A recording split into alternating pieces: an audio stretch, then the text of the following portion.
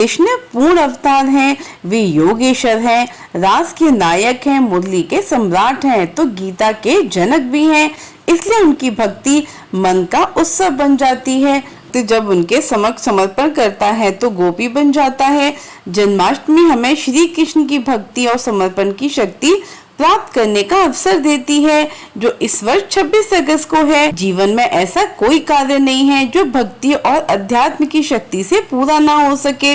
बस इस शक्ति को जागृत करने की आवश्यकता होती है। श्री कृष्ण जन्माष्टमी के दिन विधान, नियम, संयम के द्वारा भक्त भगवान की ब्रह्मांड में व्याप्त दिव्य शक्तियों के अंश अपनी भक्ति शक्ति एवं क्षमता के अनुपात में जागृत करते हैं।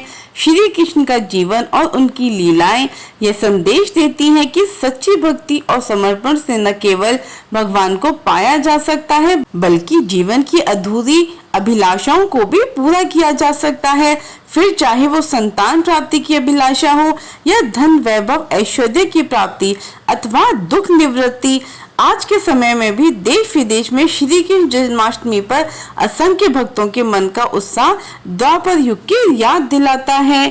श्री कृष्ण के जन्म के समय 6 तत्वों का समावेश इस बार जन्माष्टमी पर्व को अति विशेष बनाएगा। ये तत्व हैं भाद्रपद मास, कृष्ण पक्ष, अर्धरात्रि काल, अष्टमी तिथि, रोहिणी नक्षत्र, वृष राशि का चंद्रमा और चंद्र प्रधान सोमवार का दिन। ये सभी मुहूर्त की दृष्टि से अति महत्वपूर्ण है।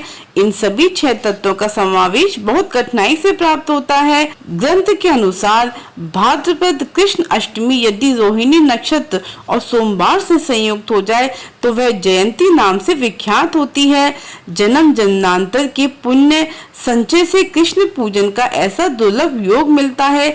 जिस मनुष्य को जयंती योग में उपवास का सौभाग्य मिल जाता है, उसके कोटि जन्मकृत पाप नष्ट हो जाते हैं और वह जन्म बंधन से मुक्त होकर परम दिव्य वैकुंठ भगवत धाम में निवास करता है। विपुराण के अनुसार इस योग में जन्माष्टमी का व्रत करने वाले भक्त को प्रेत योनि नहीं मिलती, तो व्रत पूजन के प्रभाव से भी वे प्रेत योनि से मुक्त हो जाते हैं। धर्म ग्रंथ के अनुसार आधी रात के समय रोहिणी नक्षत्र में यदि अष्टमी तिथि मिल जाए तो उसमें श्री कृष्ण का पूजा अर्चन करने से 3 जन्मों के पाप धुल जाते हैं। धार्मिक ग्रंथ में ऐसे दुर्लभ योग की विशेष महिमा बताई गई है।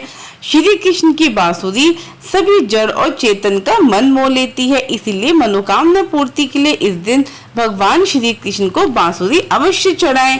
जन्माष्टमी एवं भगवान श्री कृष्ण का जन्मोत्सव तो है ही, साथ में श्री कृष्ण की माया को विस्तार देने वाली योग माया का भी प्रादुर्भाव दिवस है, जिनका जन्म भगवान बाल कृष्ण को कंस के हाथों से बचाने के लिए हुआ था।